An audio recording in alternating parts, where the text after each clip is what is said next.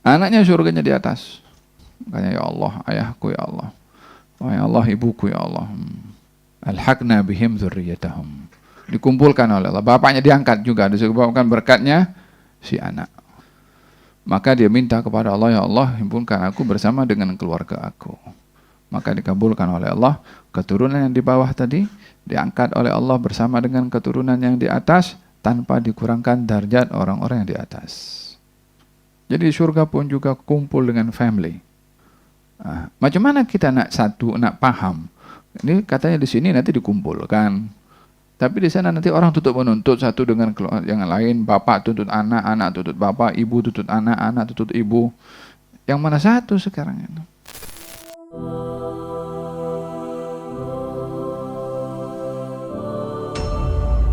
Di antara tanda-tanda kebesaran Allah adalah menjadikan kamu berpasang-pasangan.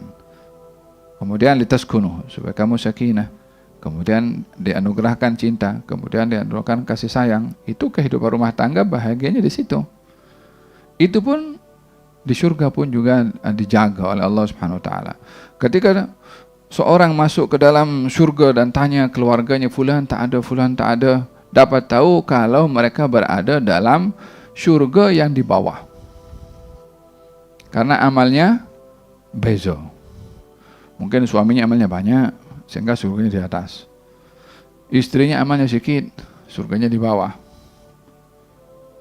Paham dong? Atau sebaliknya, istrinya di atas, suaminya di bawah. Orang tuanya amalnya baik, anaknya atau keturunannya berada di bawah. Amalnya baik juga, cuma tak sampai kepada sama dengan orang tuanya. Maka dia minta kepada Allah, ya Allah, himpunkan aku bersama dengan keluarga aku. Maka dikabulkan oleh Allah. Keturunan yang di bawah tadi diangkat oleh Allah bersama dengan keturunan yang di atas, tanpa dikurangkan darjat orang-orang yang di atas. Jadi surga pun juga kumpul dengan family. Jadi kalau di antara pemberian Allah itu di surga juga orang kumpul dengan family karena indahnya dan kebahagiaan bersama dengan keluarga, macam mana orang tak bahagia dengan keluarga di dunia? Faham dong? Alhaqna bihim dzurriyyatahum wa ma alatnahum min amalihim min syai'. Sama juga, tak semestinya yang baik itu amal keturunan atuknya. Tapi ada kalanya anak amalnya lebih baik daripada ayahnya atau daripada atuknya. Sehingga anak berada di surga yang tinggi. Ayah dan ibunya mungkin di bawah. Anaknya mungkin rajin mengaji, hafal Quran, banyak beribadah, banyak memberi manfaat, seorang alim, seorang yang wara. Bapaknya orang biasa, anaknya surganya di atas, bapaknya surganya di bawah. Makanya ya Allah, ayahku ya Allah, wahai Allah, ibuku ya Allah. Alhaqna bihim dzurriyyatahum. Dikumpulkan oleh Allah. Bapaknya diangkat juga, disebabkan berkatnya si anak. Kumpul. Intinya di sini hubungan antara kekeluargaan akan memberi manfaat, baik itu orang tua yang baik kepada anak yang baik atau anak yang baik kepada orang tua yang baik. Dikumpulkan oleh Allah Subhanahu wa taala, wa ma alatnahum min amalihim min syai'. Tanpa dikurangkan amal perbuatan orang yang baik itu, amalnya tetap seperti itu. Yang di bawah itu yang tak sampai derajatnya hanya diangkat oleh Allah karena keberkatan orang tuanya yang baik atau anaknya yang baik. Faham dong? Oleh sebab itu menjadi orang baik itu memberi manfaat dan kebaikan kepada keturunan. Walihada dinyatakan dalam athar atau dalam hadis, innallaha la yahfadz birrajuli shalih waladahu wa walada waladihi wad-duwairat allati haulahu.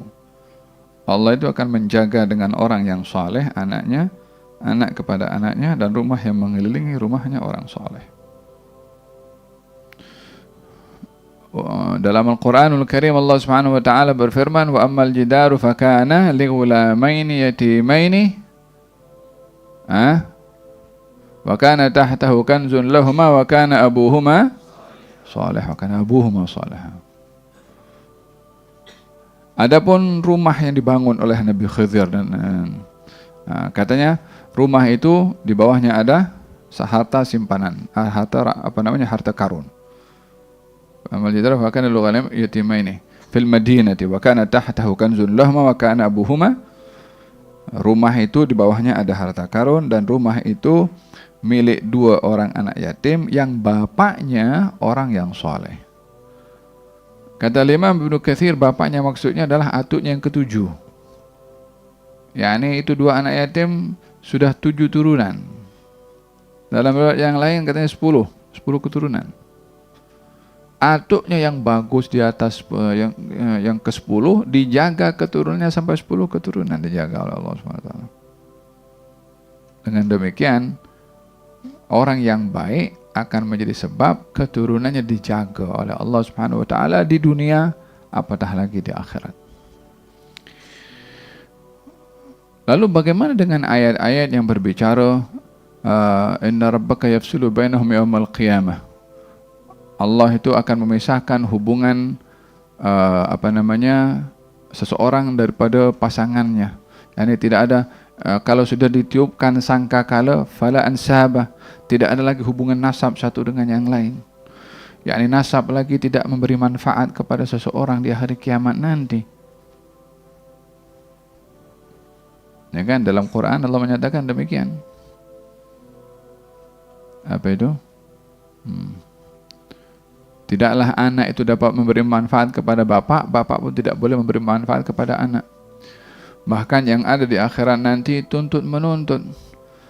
Yauma yafirrul mar'u min akhihi wa ummihi wa abihi sahibatihi wa banihi likulli imri'in minhum yawma idzin sya'nun. Ini kan tuntut menuntut, orang lari daripada orang lain, daripada bapaknya, daripada ibunya, daripada anaknya, daripada pasangannya. Macam mana kita nak paham? Ini katanya di sini nanti dikumpulkan, tapi di sana nanti orang tuntut menuntut satu dengan yang lain. Bapak tuntut anak, anak tuntut bapak, ibu tuntut anak, anak tuntut ibu. Yang mana satu sekarang itu? Nah, nasab yang tidak memberi manfaat bila seseorang dalam situasi-situasi tertentu. Bila berada di dunia, nasab seseorang tidak boleh menambahkan amalnya dan pahala yang didapat oleh orang itu, melainkan amal yang menyebabkan dia terangkat darjatnya dan juga diberi pahala oleh Allah. Oleh sebab itu Nabi bersabda, man batta'a bihi amaluh lam yusra' bihi nasabuh. Siapa orang yang dia lambat beramal, yakni tak beramal, nasabnya tidak boleh memberikan pahala dia kalau tidak beramal.